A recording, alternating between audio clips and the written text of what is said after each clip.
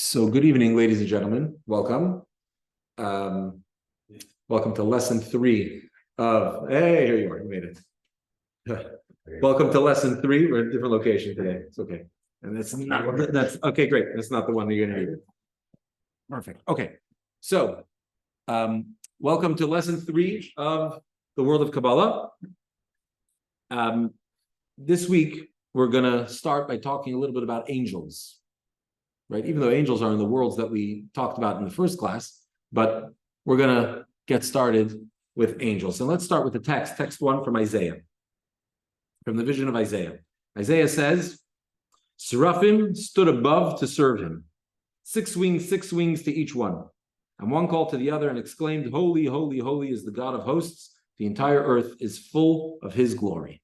Okay, this is a fairly well-known passage from the book of Isaiah. It's well known, especially the second part of this quote, verse 3, because it's something we say every day in our prayers. In fact, we say it more than once in our prayers every day. And so, what's the deal here with this prayer, with this verse, and why is it something that finds its way into our prayers? Okay, so why do we find these angels making their way into our prayers, right? And what are they saying? Kadosh, Kadosh, Kadosh, holy, holy, holy. What is this? They're talking about holy and repeating it 3 times. And let's try and make sense of it. Okay. So now,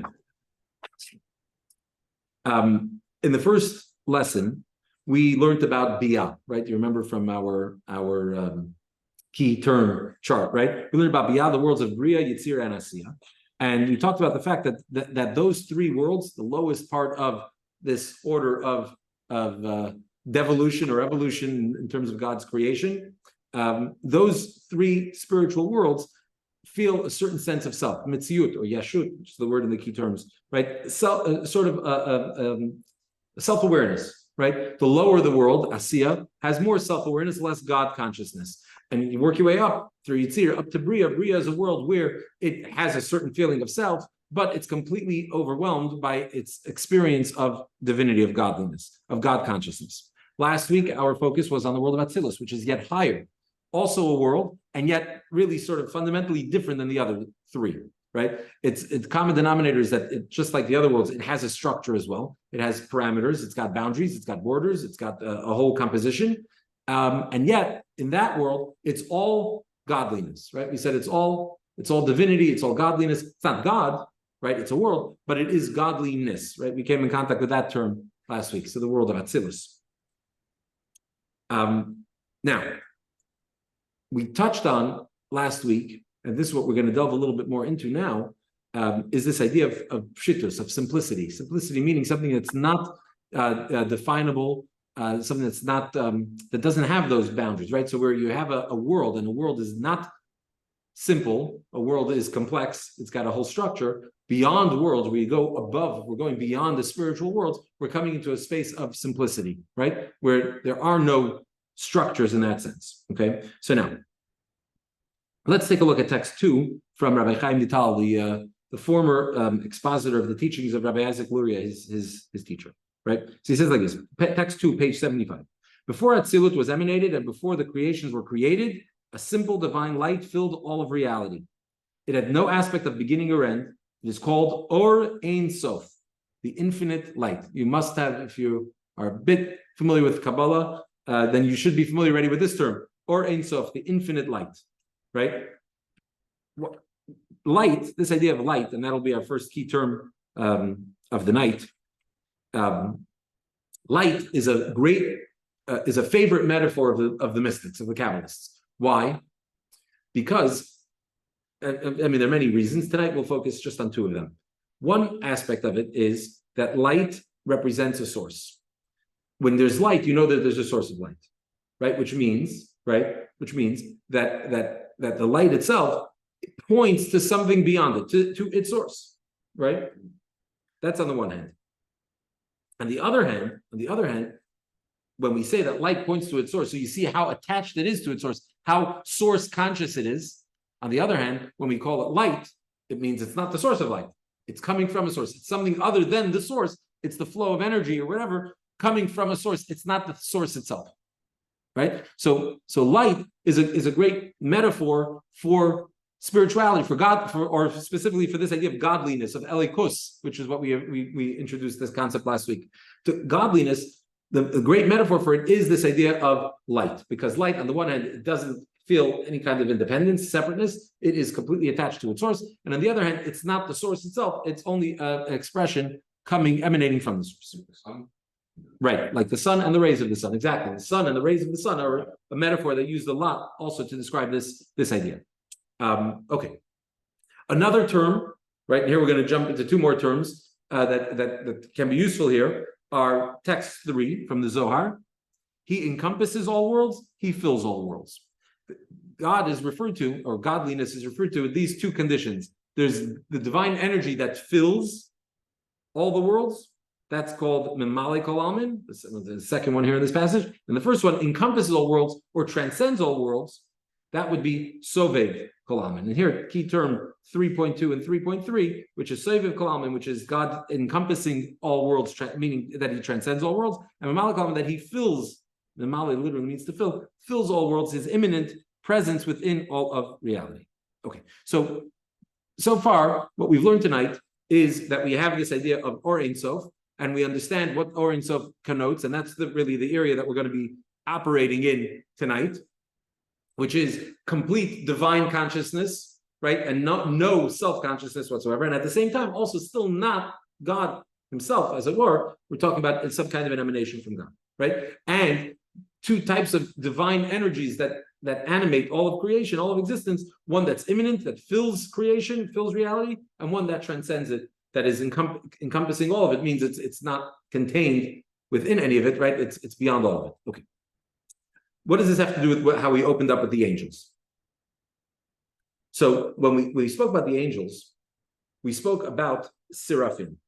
And these seraph, which is how this is translated in some prayer books, we translate it as a seraph. What's a seraph? The word seraphim means sort of like a burning being, a flaming being. That's a seraph, something that flames. Why is it referred to as a burning being? These angels, because they're angels that have different names. In fact, in our prayers, we're not going to focus on the other ones, but you talk about Chayos HaKodesh, like these holy animals they're called. Ophanim, it's another name. These are all different types of angels that reside in different spiritual realms and realities.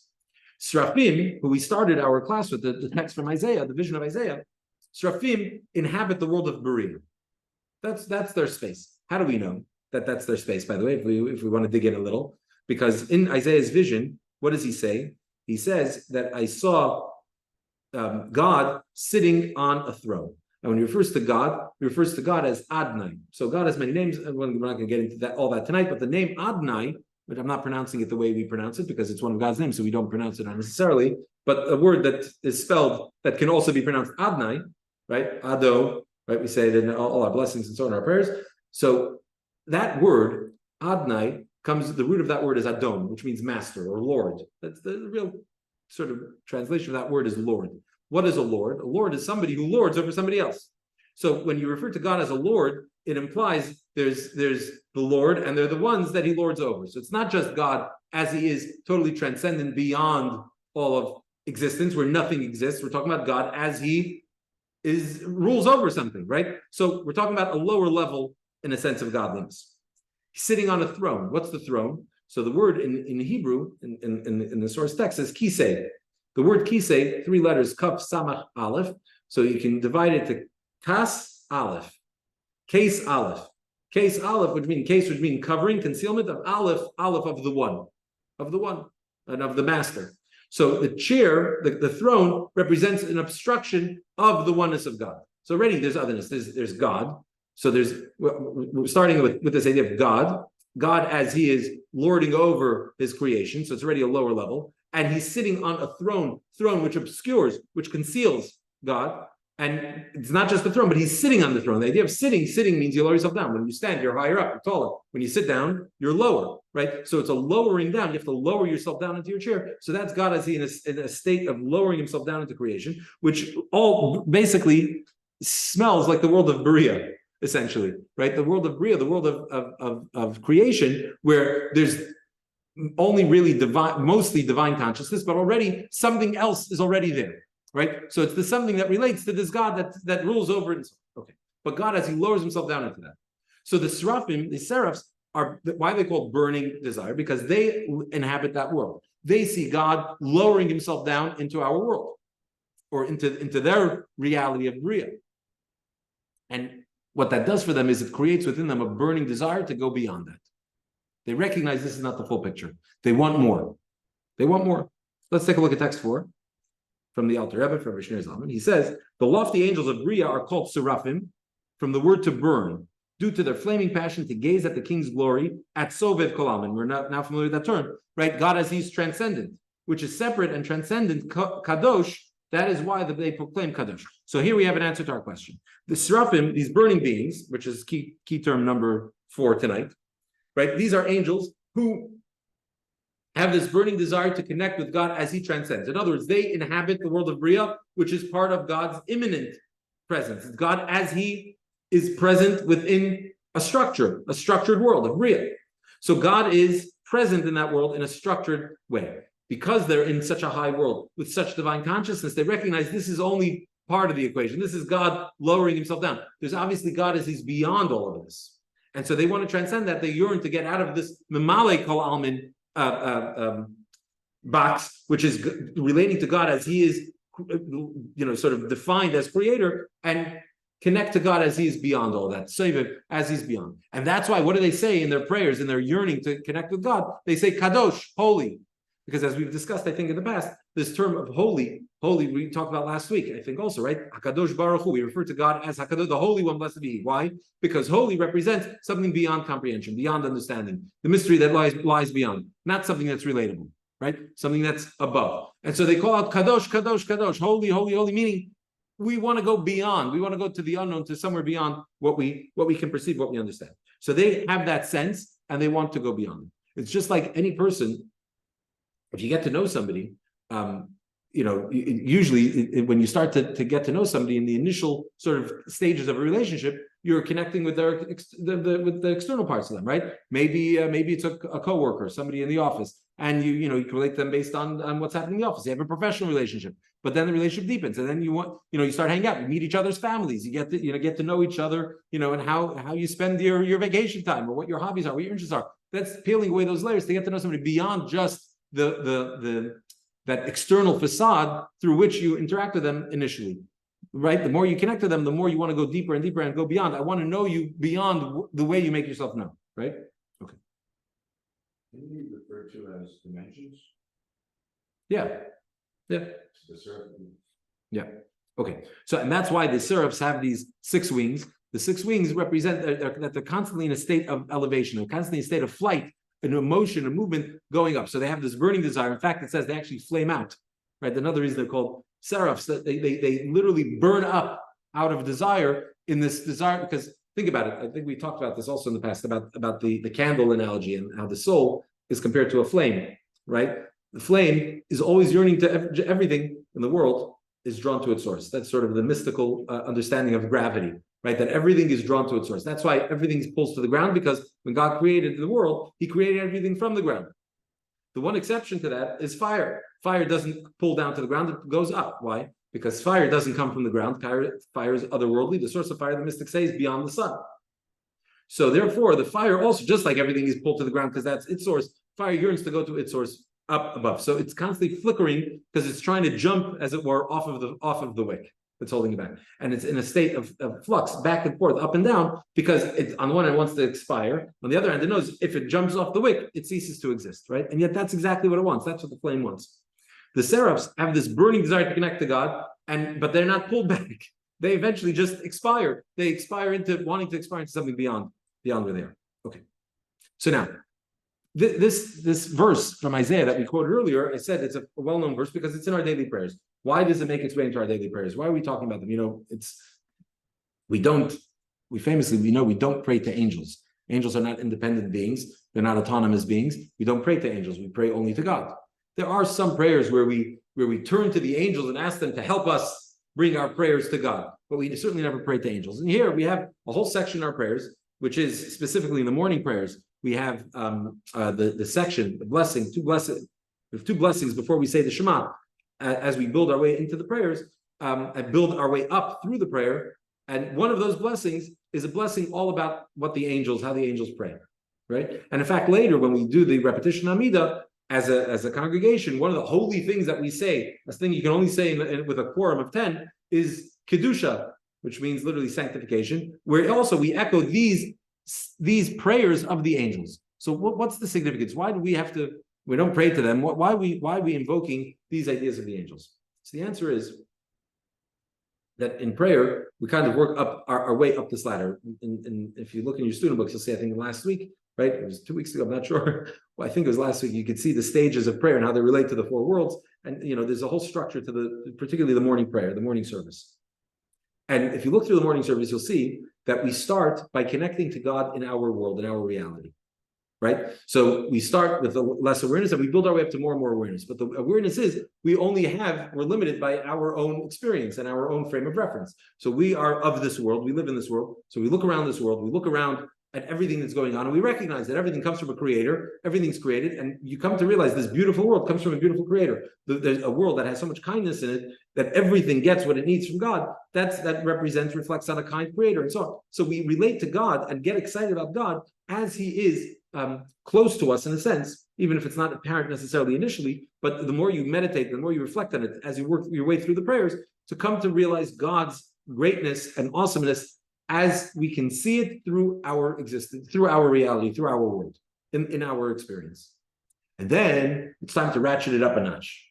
As we climb the ladder of prayer, now it's time to recognize that, one second, what we're experiencing, this awareness that we have, being so mindful of the world around us and how it comes from a creator and how much it says about the creator, that's just as God lowers himself down into creation. That's mimalik, God's immanent presence, God filling and occupying the space of this world. But God is also transcendent. He's sovev kol almin. He also transcends this world. He encompasses the world. He also is God as he's beyond this world. So to get a sense of that, we turn to the angels who live sort of on that higher floor of more divine awareness and consciousness, sort of at the edge of self-awareness and divine awareness. They can recognize that they're tapped out. They reach their ceiling. They know there's something beyond, right? Sometimes you're living in a basement, and it's like, well, you have no idea how many floors there are in the house. You hope maybe one day you make it to the first floor, maybe the second floor. But the people living in the attic, what's beyond the attic is the open sky, right? From there, it's outer space, right? It's to the moon. That's where they're going. So the angels who sort of inhabit the attic space, they give us that insight into that transcendence. So when we reflect on the angels' awareness of that in turn hopefully allows us to internalize that as well, and to yearn to connect to God also beyond creation, to connect to God beyond the way he is relatable to us in our reality. Yeah, so far so good. Okay. That brings us to another aspect of prayer, right? Because, and we'll work our way because as we've been doing here throughout the course, try and make these ideas relevant, right? So the seraphs and transcendent God, if he's transcendent, almost by definition, that would mean he's not relatable. So we're going to try and make this all relevant and relatable. So this will help us, we'll get to that by understanding another curious prayer, right? This is a very famous prayer, right? Shalom bimromav. Right? We all know that song. And that's from the prayer. May he, text 6, may he who makes peace in his heavens make peace for us and all of Israel, and say amen. Right? A very famous passage. What in the world does that mean? May he who makes peace in heavens make peace here as well. Okay, it's very nice about peace. But what's going on in heaven that he has to make peace in heaven? What kind of wars are going on in heaven? So here we'll see the relevance of the transcendent aspect of God, as it, not just as it's another relevant wrinkle, but as it's very relevant even to what we've been talking about up till now. Because until tonight, we've basically been talking about worlds. We talked about the 3 worlds of Bria, Yitzir, Asiya. Last week, we spoke about the world of Atzilus and what makes a world a world. So last week, we did a little dive into the 10 divine attributes, right? And see God making himself, as it were, definable with certain characteristics, certain qualities, certain traits. Talked about this. Now, the thing is that these traits are not always compatible. In fact, in a sense, you could say they're incompatible with each other, right? Love and hate. Sometimes you say, you love somebody and you hate somebody, but sometimes, but let's get there. At least theoretically, you would think these are opposites that don't have the capacity to coexist. So how could God create world structures with differing various attributes that seem to be in conflict with each other? So the answer is He who makes peace in the heavens. God, as He's transcendent, not Adonai, we talked about before, who inhabits, God as He inhabits the world of Bria, but God as He is transcendent brings all of these aspects together. And they're all integrated into each other, synthesized and integrated within each other. Which brings us to our next term, another Kabbalistic term, the term hitkalalut, or hiskalulus, as we like to say. Hitkalalut, which means like an amalgamation, a synthesis of bringing together of different, even sort of conflicting parts, and having them all work together and coexist. If you take a look at your Kabbalah charts in lesson 1 and in lesson 2, you'll see different, these different charts, these different ilanot, the trees, Kabbalah trees. You'll see that there are, even if you look at the sort of the graphics for this course, right? That Kabbalah chart, you'll see that there are lines that connect these circles, right? These spaces, the different attributes. They're connected by lines, and you'll notice. And don't look too closely because you might find a different conclusion than what I'm about to say. And because I don't want to talk about it, I'm just gonna just ask you not to look so closely. You'll see 22 connecting lines, which represent, by the way, the 22 strands, what are called in Kabbalah, the Lamed Beis Nesivois Chachma, the 32 strands of wisdom, which more on that a little bit later tonight. So how do you get to 32? I said there are 22 lines because you have the 22 lines plus the 10 attributes themselves. So the 22 plus 10 is 32. And all them together represent these 32 streams or pathways of divine wisdom. Those lines are significant and deliberate, intentional. I said don't look too closely because you're going to find 23 lines, not 22, and that's because there's a debate as to how you count the 22. But the point is 22, which also coincidentally, the 22 correspond to the 22 letters of the Hebrew alphabet. There's a connection there as well. But the point is that there's a synthesis that's going on between all of these different attributes. Okay, so let's take a look at text 7.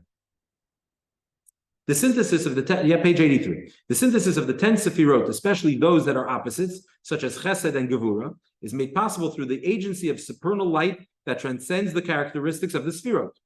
Upon sensing this supernal light, the sefirot experience bittul, right, which was a term we learned in lesson 1. They relinquish their configuration and synthesize with each other. Consider the example of 2 government ministers who hopelessly oppose each other. When they must appear together before the king, they remain who they are with their preferences, but find themselves working with the opposing viewpoint to reach a required consensus.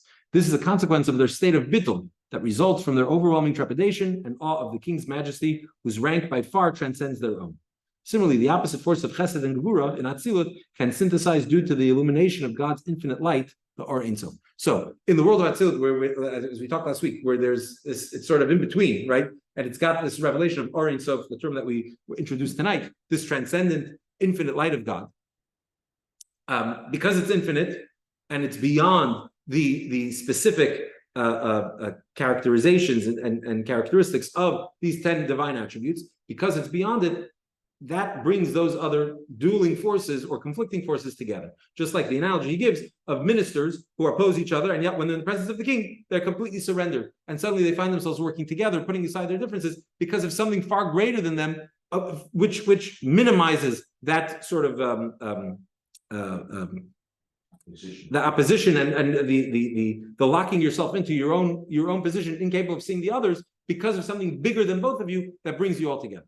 Right? So when we say that Oseh Shalom B'Rav, God who makes peace in his heavens, what are we talking about? This idea that God, as he's transcendent beyond any of these definitions, brings all of these specific defined traits together to work together. And they're all combined. So we have the luxury today, we work today. I don't just mean today like chronologically today. I mean in our experience, we always have a mix of all of these things. We already know that that's going on, but it's right. So it's almost funny to think like, yeah, there's elements when you discipline your child. Is that kindness or is it severity? Is it judgment? It's really a combination. Everything we do is really a combination of it. So what we're saying is, if you took a step back, theoretically, it's one, it's not the other, right? If I'm disciplining my kid, I'm not being kind to them, right?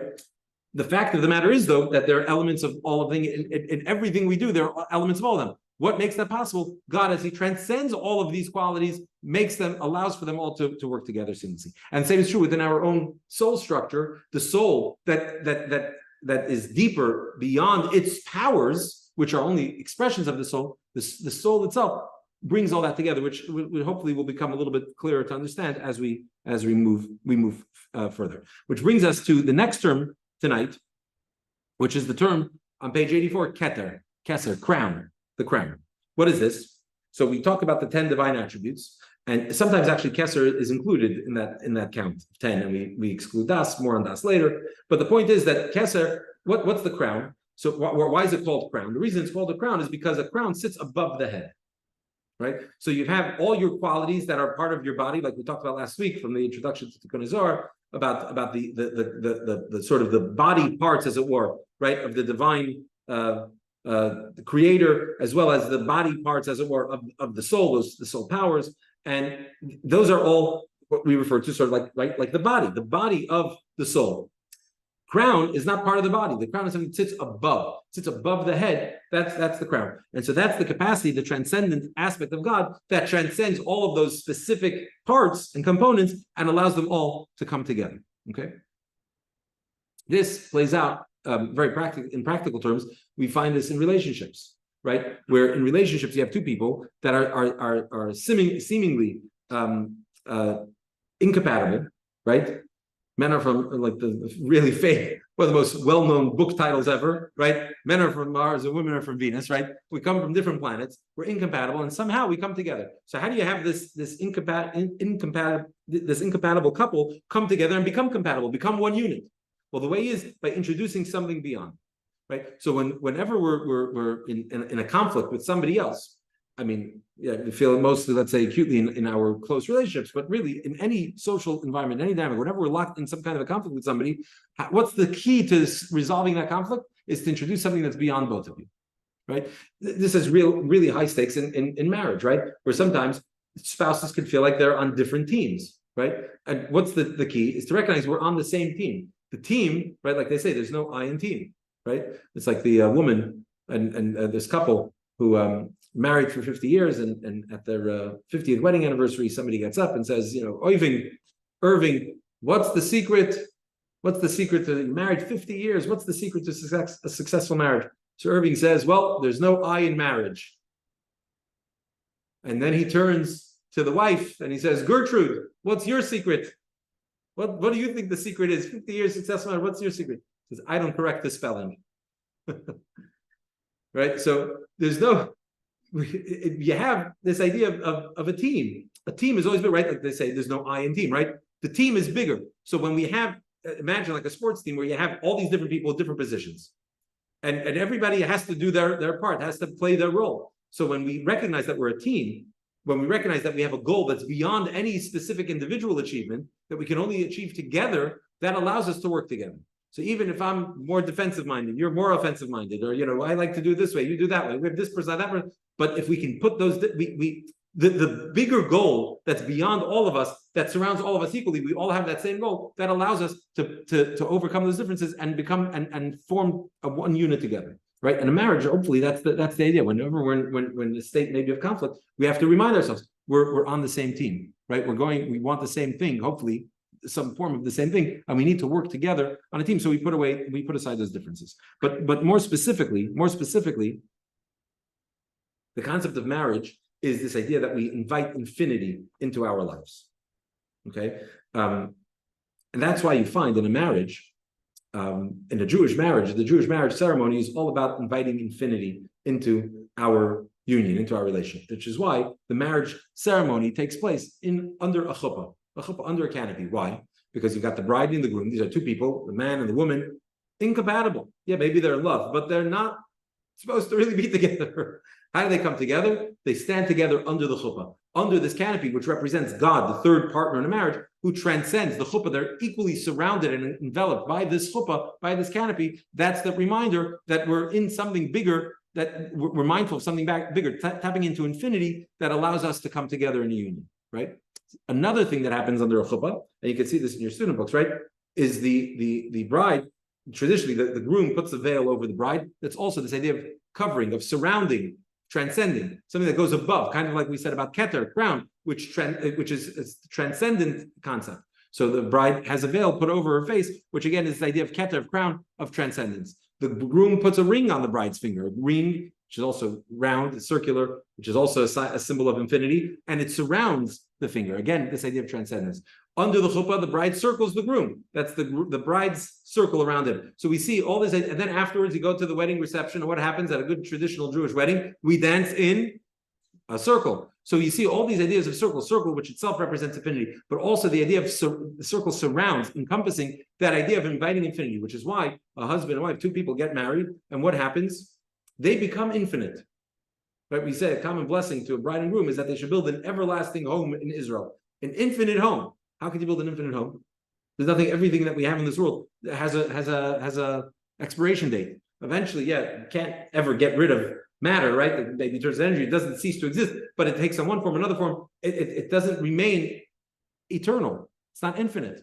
And yet, where do we find eternity? We find infinity in marriage. When we channel the infinity of God into the marriage, we now have the ability to perpetuate ourselves. We have children that have children that have children to infinity, right? So that's this that's this idea. We see sort of a practical application of this idea of Oseh Shalom B'Marav, God transcending, making peace, bringing all these things together, tapping into this idea of infinity. Okay.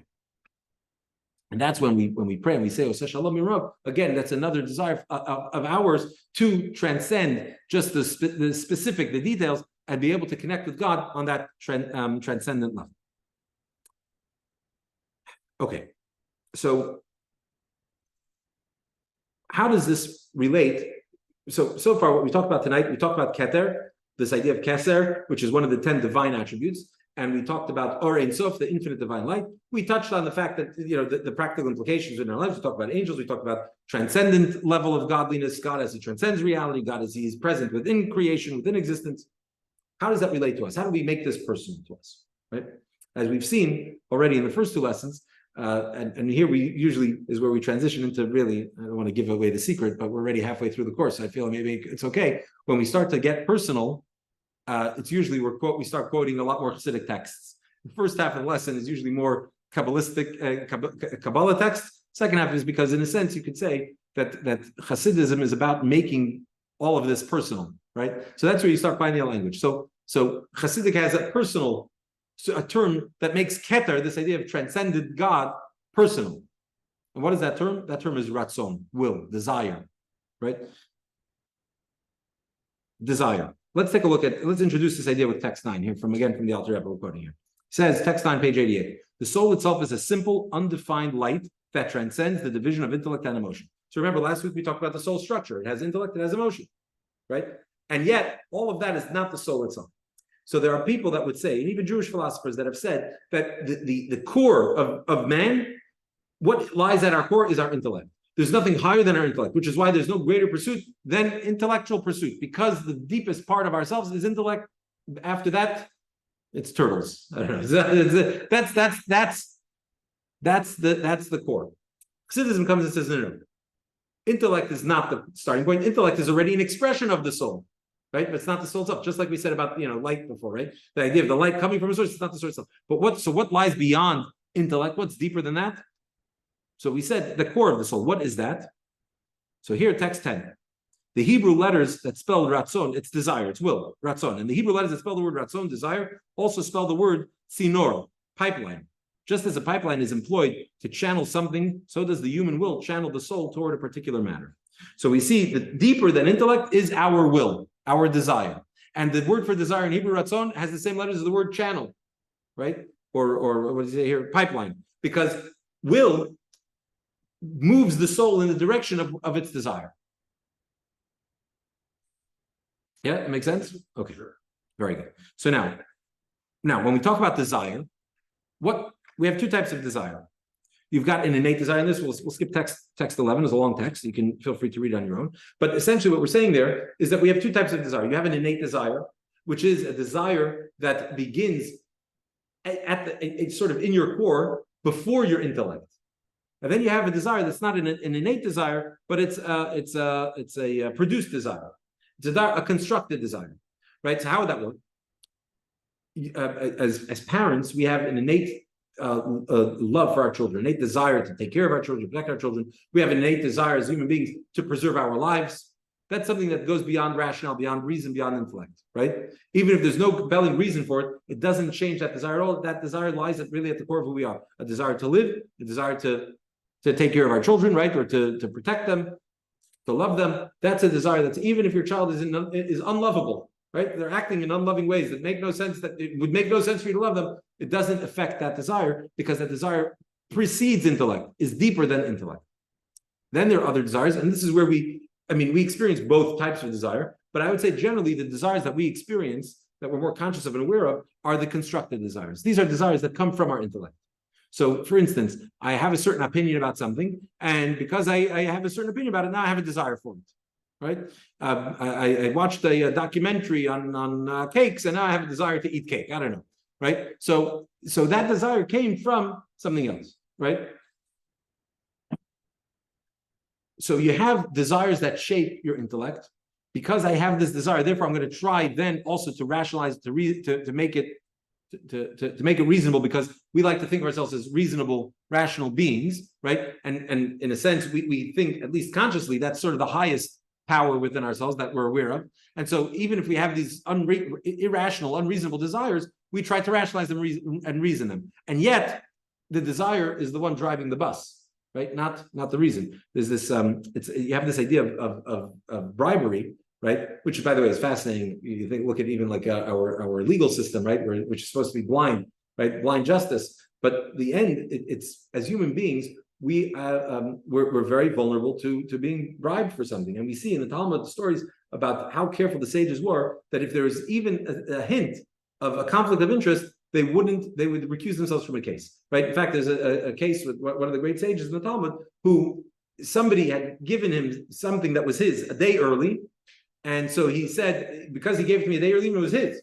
He gave it to him a day early, therefore he's going to recuse himself from his case, because this guy then came to him for a case. He said, I'm going to recuse myself. And he sat in the gallery observing the case, and he noticed that his mind kept coming up with reasons to defend this guy who had given him the thing a day early. And he said to himself, look at this. I can't even see how this guy would be found guilty. All I could see is how he's innocent. And all because he gave me something that was mine a day earlier. Because of that little thing, that itself sort of, that which elicited that desire within him, sort of already started to direct his mind, that he wasn't able to think impartially about that situation. Truth is, impartiality is really an ideal that's maybe, whatever, it's not for now to get into that. We need to sometimes own the fact that we're always partial and biased to things, but that might help us be a little bit less partial there. But anyway, but that's a different story. Anyway, the point is that you have these desires that shape or guide our intellect, but then you have desires that are created from intellect. Both of these types of desires, both the developed, created, the calculated desire, as well as the innate desire, are representative of Ein Sof. We said these would be like sort of personal corresponding quality within us to the Or Ein Sof, to the infinite, to the divine infinite light. How so? Because, well, at least let's start with the innate desire. Because just as the Ein Sof is infinite, and something that's infinite doesn't change, it's constant, it goes and doesn't stop, it doesn't change. That's what makes it what it is. In a sense, our desire is also infinite. Those innate desires are things that are just not subject to change. Right? An innate desire that I have, you can make every argument under the sun, and I could be a very rational person, perhaps, and yet somehow it doesn't sway the desire. It's not impossible, but it's very unlikely that it'll sway and change those innate desires. And even calculated desires, even those desires that emerge from our intellect, from a calculation of some kind, even those desires are kind of stubborn and very hard to move. Although possible, but hard to move, right? Furthermore, we said this idea of desire, ratzon, is also the word sinor, which is like a pipeline, because it moves the person in a specific direction. All of your soul structure and conscious self follow the flow, the direction that your desire wants to take it, which tells us how powerful the desire can be. And here, let's take a look at text 12 from the Talmud. Rabbi Shimon and his colleague Levi were studying the Torah portion with Rabbi Shimon's father, Rabbi Yehuda Hanassi. When they completed it, Levi suggested, let them bring us Proverbs to study. Right? He wanted to study the book of Proverbs. Whereas Rabbi Shimon suggested, let him bring us Psalms to study. Rabbi Shimon prevailed upon Levi to acquiesce, and they brought a book of Psalms. Okay, so Levi wanted to read Proverbs, Rabbi Shimon wanted to study Psalms, and they're studying Psalms. When they reach the passage, praised is the person whose desire is in God's Torah, which is right, by the way, right in the beginning of the book of Psalms. It's Psalm 1, verse 2. So it's literally the second verse. They didn't get too far into studying the Psalms. And Rabbi Yehuda explains the words of this verse. Praised is the person whose desire is in God's Torah. Yeah. So Rabbi Yehuda explained, you can, while teaching this, you can only learn the Torah from a place that your heart desires. Right? The psalmist is saying, praise is the person whose desire is in God's Torah, and Rabbi Yehuda interprets this that studies Torah from a place of desire, right? Studying the area that he desires. At this point, Levi declared, my teacher, you have given me permission to leave. Because Levi is on the record. He wanted to study Proverbs. He didn't want to study Psalms. So right in the beginning of the study of Psalms, when Rabbi Yehuda says, you should always study what you want to study, he's like, okay, well, I'm out. You're saying we have to study what we want to study. I wanted to study Proverbs. I'm out. Thank you for the permission to leave. What does this mean? What's the deeper meaning of this? Because as we've been saying, desire brings the soul, all of the soul power sort of focuses it a certain way, right? Let's take a look at text 13, which will explain this text. What does this mean? Desire, text 13, page 93. Desire compels all of a person's abilities to be drawn after it. Therefore, our sages taught us that we should study specifically a subject that we desire, for then our minds become more creative and analytical regarding the object of our desire.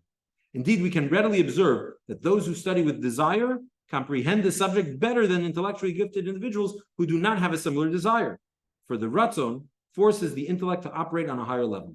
Indeed, it has the same amplifying effect on all of an individual's abilities. So when we have desire for something, it just animates everything, and it turbocharges all of our capacities. So even if you're not that intelligent, you're not that smart, but you have a desire for something, you'll be able to succeed, you'll be able to achieve. There's a story about one of the great Hasidim, the first, second generation Hasid, who wasn't very intellectually gifted. And he once complained to his Rebbe saying that, he wants to study these deep mystical texts, but he's just not getting it. And it really bothered him. So the Rebbe said to him that wherever your heart is, there's nothing that, it's a teaching of the Baal Shem Tov, actually, founder of the Chassidic movement, who says that nothing can get in the way of your desire. If you have a desire, that could overcome anything and everything, right? And so therefore, he said, if you desire to understand, that desire itself will already expand your capacity, your intellectual capacity, you'll be able to understand. So this is the power. This is the power of desire, the transcendent power of desire, right? At the same time, you have a calculated desire, which is not as powerful, and yet it still has the capacity to, because if you think about anything that you have to do, right? So you might have something that you have to do, a chore, a task, and you're just not in the mood of it. You don't want to. So obviously, when you do it without that desire to do it, it's going to be tedious. It's going to be exhausting. You're going to be wiped out afterwards. But you have to think about the things that you do over the course of a day, right? And you might notice that some of the things you do invigorate you. They give you some kind of a high, and then other things you do drain you. And you'll find actually, you might think, what are the things that drain me? The things that are that require a lot of exertion, things that are physically maybe or mentally exhausting. Those things will tire me out, right? And the things that are sort of mindless activities, those I won't get tired from those. But you'll find that that's not the case. I'm assuming this will be the case with you. You'll find that it's not the case. That it has nothing to do with how difficult the task is. It has to do with how much desire you have in the task. So if you have a desire for something and it's hard as can be, but because you want to do it, because you want to engage in it, you're going to come out not tired from it, but invigorated from it. Exactly. Thank you. And something that you had no interest in doing, even if it was mindless, even if there's no, just sitting and punching computer keys without using your mind. It drains you, it exhausts you, because you don't have a desire in that thing. So now the thing is, calculated desire also has that power. So if we have a task at hand that we have to something that we have to do, if we can reframe the way we see it, the way we approach it, and find some desire in doing it, that'll change that whole experience. And we'll also find the motivation we need to be able to achieve it.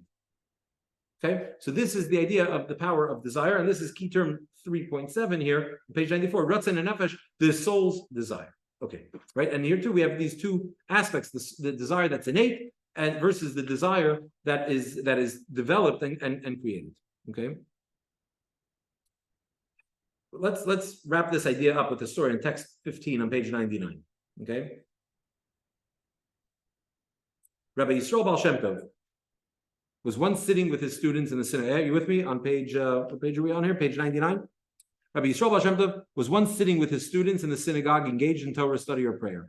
In the nearby street, a man was passing with a wagon, and due to the thick mud on the road, the wagon got stuck. The man approached the window of the synagogue where the Baal Shem Tov and his students were sitting and requested their assistance in extracting the wagon from the mud. The students replied that they did not have the strength to assist because the wagon was heavy and the mud was deep. The man responded in Ukrainian, "Mojish, danye chachish," which means you can, but you don't want. In other words, you have the ability, but not the will. And without the will, you imagine that it is too much for you.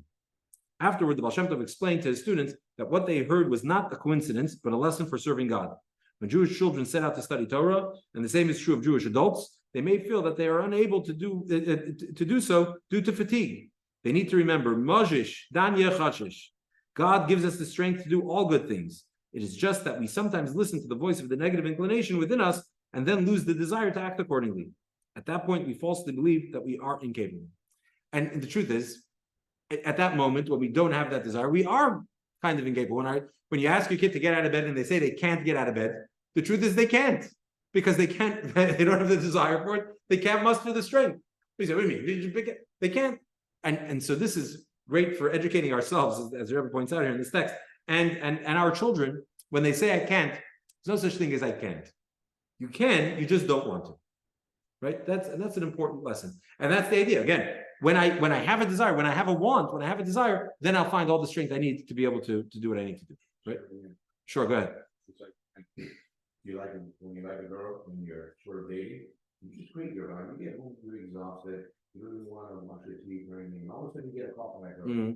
So, this is something, man, you're just filled with this energy. You find this, yeah, you got to really good. Right.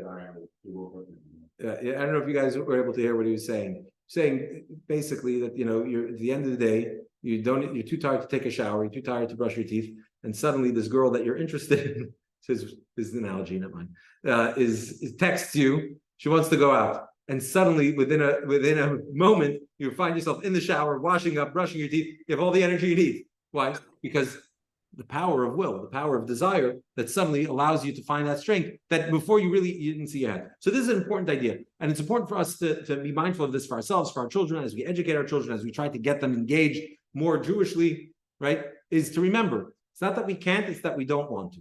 Right? And so, what's the solution? The solution is to find a desire. To create desire, to establish a goal, set and recognize and reframe the way we see these things. And then when we can start to create a desire for these things, that will then bring everything else along with it. And we'll find all the energy we need, all the strength we need to be able to achieve what we have to achieve.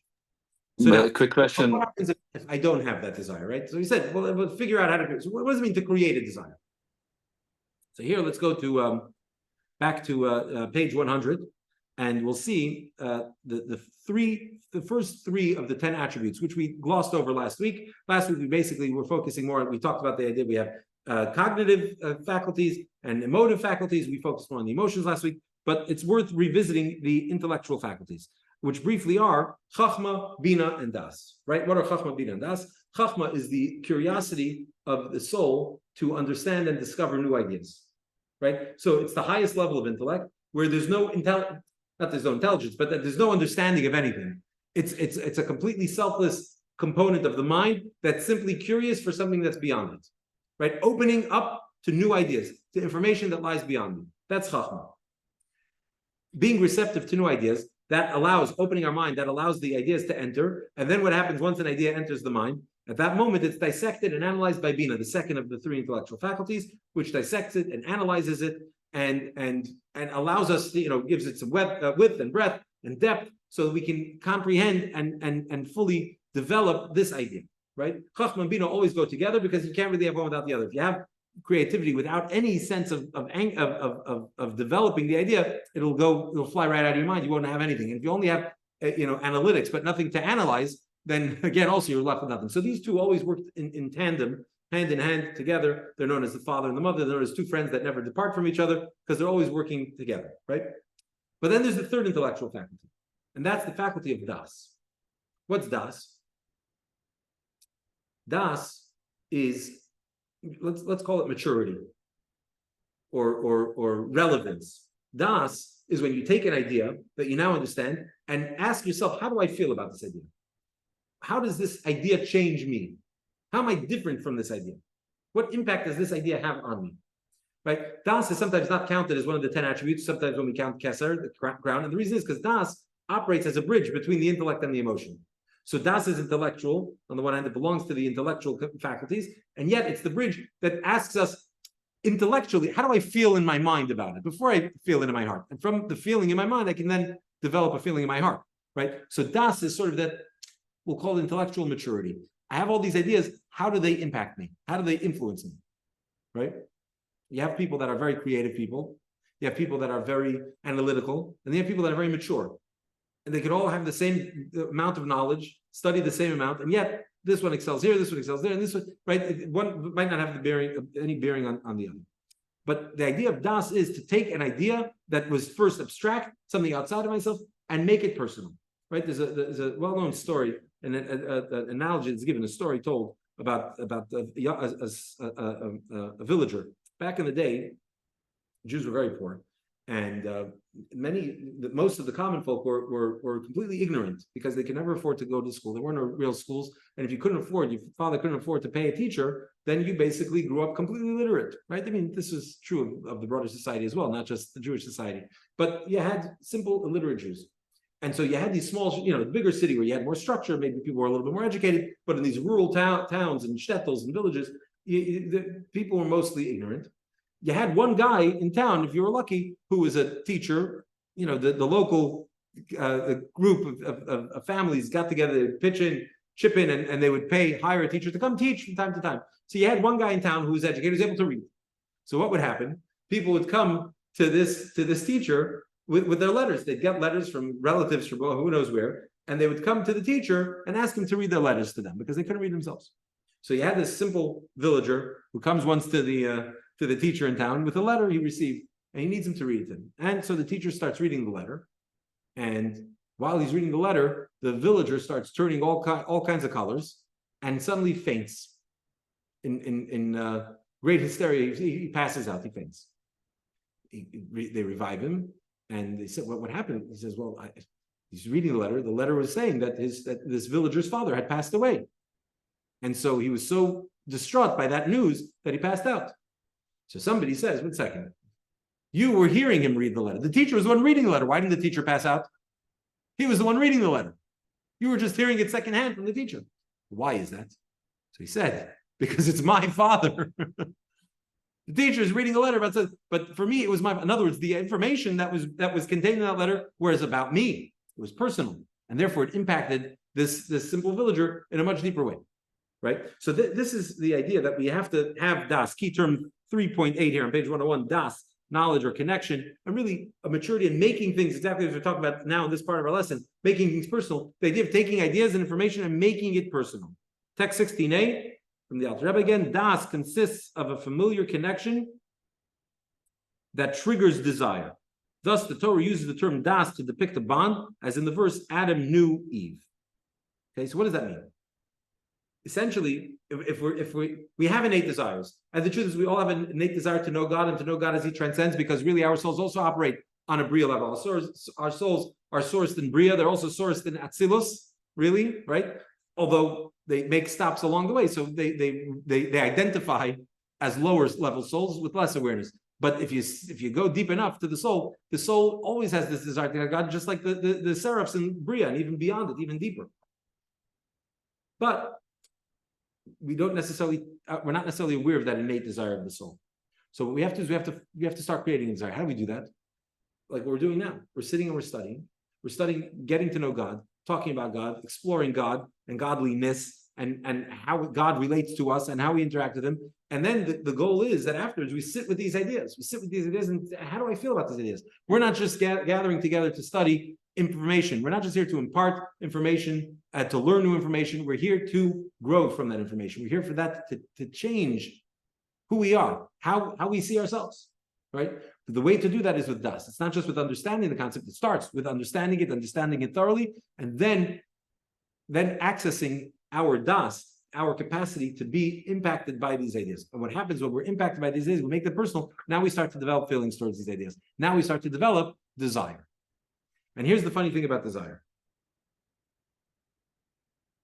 If we look at text 16b, a fascinating thing about these two types of desire, which is the lower form of desire, which is inferior to the higher innate desire, can nonetheless trigger the revelation of the higher desire. Once we've got desire, anything's possible. And that's something interesting. If you go back to your charts, you'll notice, by the way, that, remember we talked a little bit about this also last week, that these charts are divided into three columns. You've got the right axis, the left axis, and the center. Look at the center axis. What are you going to find?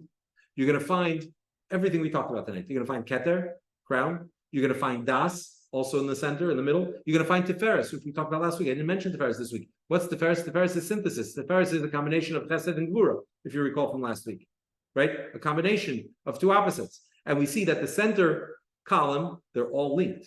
They're all connected to each other.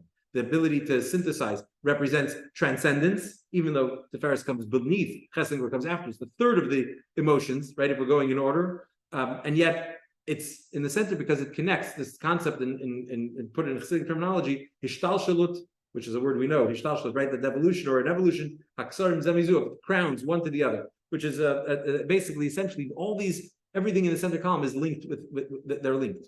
They're linked with each other. So it's not just that you go from A to B to C, you can also go, from A to C, or not from A, whatever, from beyond 1A, whatever, down those columns as well, because there's a direct link and parallel between the synthesizing power of Tiferes to be able to combine two things from that, because it responds to or is connected to something transcendent. The idea of Das, which is the idea to create desire, which comes from Keser, which is the higher innate desire. So we see how they're all linked. And since once they're all linked, once we set that emotion, once I can awaken, create a desire, now magical things can happen. And the truth is we can see it in our own lives. The things that sometimes you have to develop a passion for, an interest in, an excitement for. And then what happens when you find that you desire something, you go, or you jump into something, you jump into a project, you jump into a new something in life, a new experience with desire, that starts to trigger innate desire as well. It starts to go deeper and deeper. Okay, so that's the key to being able to unlock our inner desire, our inner passion, is to be able to recognize, start acting with desire, looking and doing things with that intention, to be able to feel passionate and excited about something, and that will start to develop those desires. So this is basically what we have for tonight. To summarize what we've studied here tonight, we opened by talking about the angels, specifically the seraphim, who inhabit the world of Bria, and how they call out Kadosh, Kadosh, Kadosh, right? And we talked about what's the significance of that, why do we even mention them? It's because they recognize that God exists in a transcendent fashion beyond God as he's relatable to them, beyond the way God makes himself relatable within creation, the way he manifests himself. God exists beyond that as well. And so they desire to connect with God on that level, and so they flame out.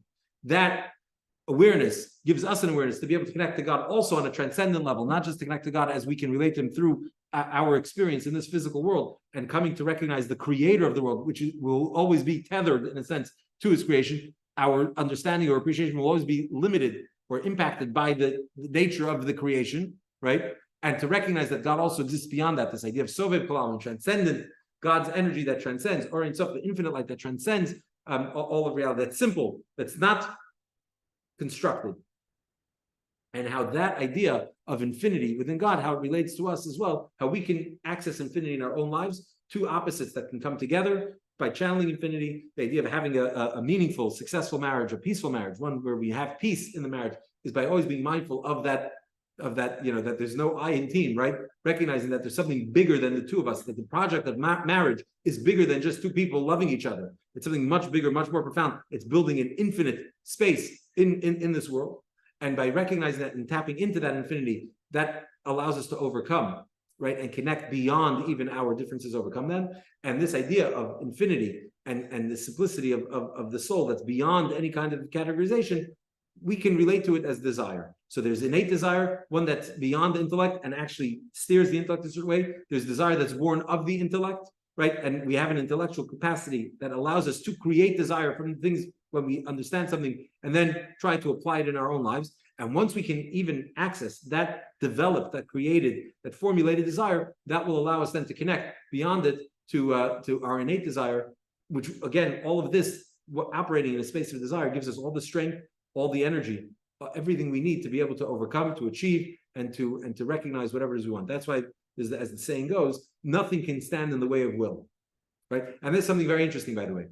That statement, nothing stands in the way of will. If we want to just come full circle for a second, if you go back to the first text we read, yeah, it says, "Srafim oimdim mima'alei." Let's go back. Let me find this here. Text 1, right on page 74. The first words, literally the first words we read tonight. Srafim stood above him. You have bracketed text here to serve, because the simple meaning of it, what does it mean that Srafim stood above? It means that they stood ready to serve God. But the mystics say, read this verse literally. The words in Hebrew are Srafim omdim mimalo, which literally translate as Srafim stood above him. The mystics point out, what does that mean? The seraphs, what do they desire? They desire to connect to God as he's transcendent, beyond what they can know. That's where they want to, right? So there's God as he's on the God as he sits, like, right? Lord sitting on a throne, which we talk about. That's the way they know God in Bria. But the seraphs, it says, the verse says that they literally stand above the God, the image of God sitting on the throne. How'd they get above him? How do you get above? The point is, because they desire to connect with God on that transcendent level, because that's their desire, it's as if they're there. So based on this, the Baal Shem Tov teaches that wherever a person's desires, he's there. You are wherever your desire is. And there's nothing that stands in the way of desire as well that will overcome. You'll turn over every leaf or every stone, however that saying goes, right? To accomplish, nothing will be able to stop you and hold you back from achieving whatever it is you want to achieve when you have that desire. So not only do you have the power to achieve whatever you'd like, to achieve your goals with desire, in addition to that, when you have that desire, it's as if you're already there.